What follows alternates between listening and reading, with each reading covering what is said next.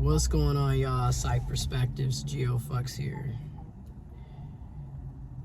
And I'm talking about what's going on the college campuses with the student protests. A lot of college campuses and universities, student organizations, nonprofit organizations, everyday people are coming together to speak out against the ongoing genocide that is taking place in Palestine. Now, I made a couple of videos before discussing this. I will link them in the description box. But yes, there has been an ongoing genocide taking place in Palestine. And arguably this has been going on since 1948. But the recent events that we're talking about has been going on since October 7th, 2023. But again, this has been going on for nearly 80 years. I really want people to understand that. We're talking a good 75 years of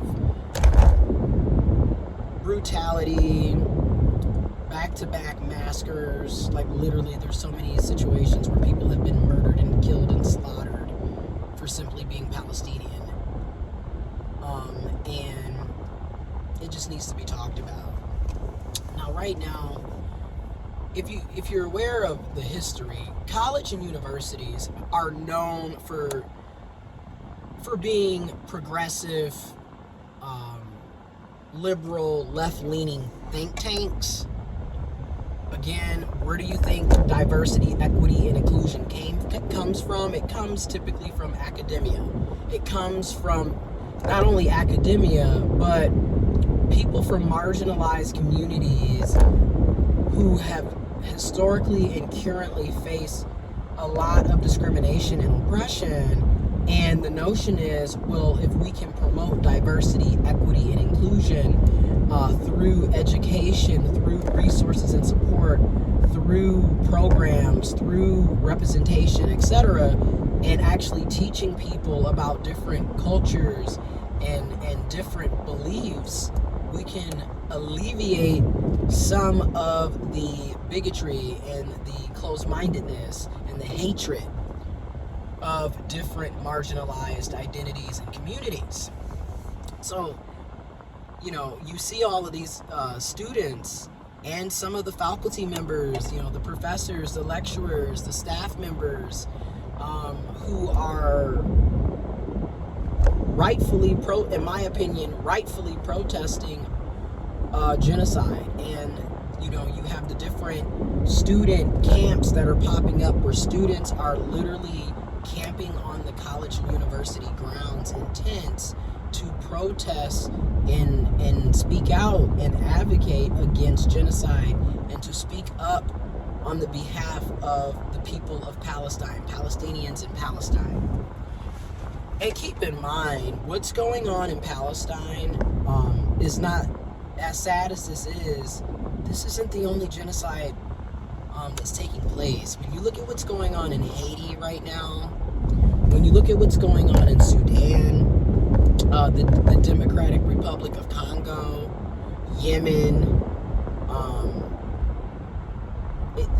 the Global South, there's so much going on. People are being murdered and killed in the Congo and dying in these mines so we can have the latest technology, so we can have the chips for the cars and the touchscreens and the new iPhones and the new Androids, and people are literally being murdered and killed. And then on top of that, they're basically being paid slave wages. Like, they're not being paid suitable income nor living in suitable living arrangements to mine cobalt and all of these minerals that they're using to create this technology and these chips and new phones and PlayStations and Xboxes and, you know, to put them in these cars and everything else. And then here we are going to these college and universities. Mind you, these students have already paid their tuition. and they're being arrested for speaking up against genocide. And then you have people calling folks anti-Semitic because we don't support Israel committing genocide on Palestinians. So, apparently I'm anti-Semitic because I don't agree with Israel killing innocent people and committing genocide. And then you've got elected officials like Nancy Pelosi, like Joe Biden, President Biden, and then also it's not just the Democrats, it's the Republicans too. Like, you've got Donald Trump, you've got Ted Cruz, you got Mitch McConnell, you got all of them calling people anti-Semitic because they don't support genocide. These are the times that we are living in.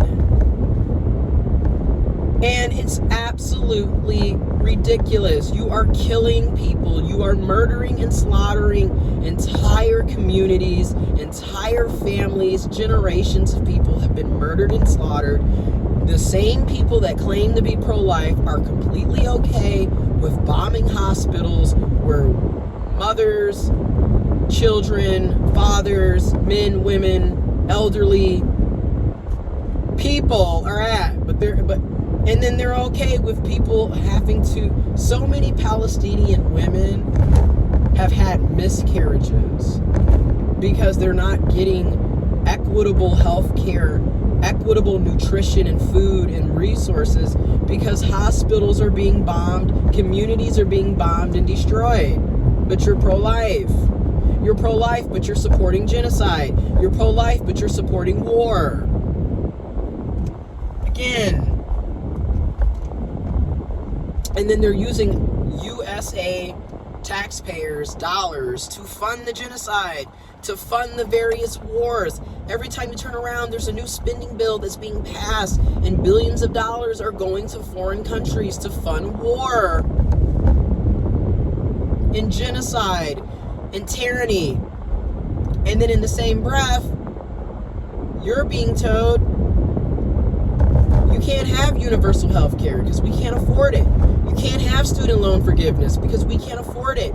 Your children can't have quality public education, public schools, because we can't afford it. You're driving on potholes because we can't afford it. We've got entire bridges collapsing because we can't afford it. But yet we can spend billions of dollars and trillions of dollars on war.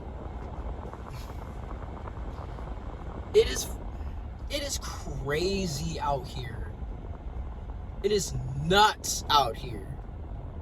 And then you've got university and college presidents sending in the National Guard and police forces to assault, harass, and use excessive force against peaceful protesters.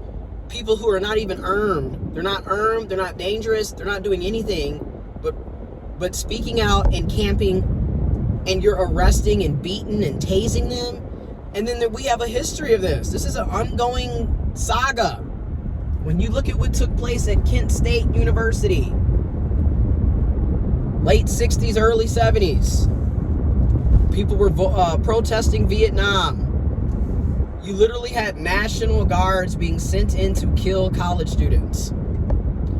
College students were murdered at Kent State University for protesting Vietnam. Me personally, I have a history of protesting and participating in nonviolent protests. Again, when I was in college, I had an executive board position with the Black Student Union, with the College Democrats, Students for Free Thought, highly involved, student government, highly involved, at the University of Michigan, the University of Michigan and the University of Michigan Flint Extension Campus. So we did a lot of protests, a lot of rallies, a lot of sit-ins, a lot of die-ins. You know, when you look back at Ferguson, when Michael Brown was murdered in 2014, Trayvon Martin, 2012, Renisha McBride, 2013. Yeah, ongoing. When in 2014, when there was an attack on the Gaza Strip by Israel, then when Boko Haram kidnapped the Nigerian schoolgirls, again, we were rallying, protesting. The city of Flint, the water crisis that's ongoing 10 years later, we still don't have clean drinking water in the city of Flint. We were protesting. Standing Rock, we were protesting. Sit-ins, die-ins, having meetings with administration. We, working with our actual community outside of the college in the city of Flint, the greater port of Flint, all through Ann Arbor, all over. We were doing that. So I'm just gonna say it. You see the hoodies. I stand with the college students in solidarity. I support the college students. I support the peaceful protesters. I support the people speaking out against genocide, oppression, hatred, bigotry. And I'm not anti-Semitic for saying that Israel is wrong for committing acts of genocide and acts of crimes against humanity. I'm not anti-Semitic for saying that. And then all this is going on and they're worried about banning TikTok? And they passing legislation that if TikTok, the owners of TikTok, who happen to be a Chinese company, if they don't sell TikTok in the next 9 to 12 months, then they're going to ban the app completely in the USA. And a lot of people are not looking at this is bigger than banning a social media app. This is censorship. They don't want you to see what's going on around the world. They talk about freedom of speech, but they don't really want you to have that. First Amendment rights are being trampled all over. We have a right to assemble and protest. We have the right to dissent. And they're doing everything in their power to strip those rights away from us.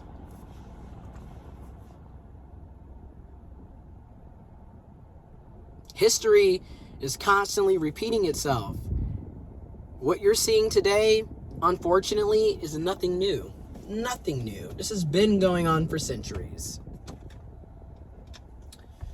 And it's sickening. It's disgusting. It's sad.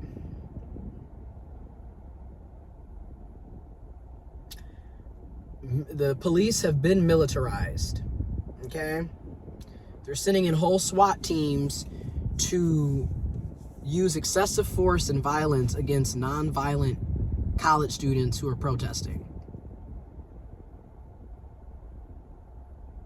Shame on the college presidents, the presidents and the provosts and the chancellors who are supporting police coming in and abusing their authority and using excessive force against students. Shame on you. Shame on you. And also, this further proves, why are we paying all of these taxes and it doesn't benefit any of us? And we're going into all of this debt for these degrees that have little to no return on investment. Like, I'm sorry, y'all, but in my opinion, this is the revolution. You're basically living in another cycle of a revolution. Because revolutions keep happening. Because people are tired of being oppressed. People are tired of watching people suffer. People are tired of suffering. People are tired of being discriminated against and treated less than.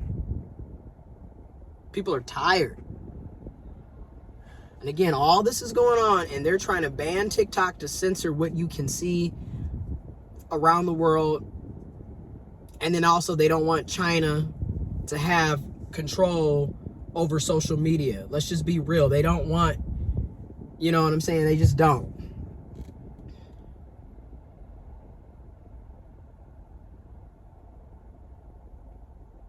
And then we got all these baby boomers who need to retire, who need to sit down somewhere and let other people have an opportunity.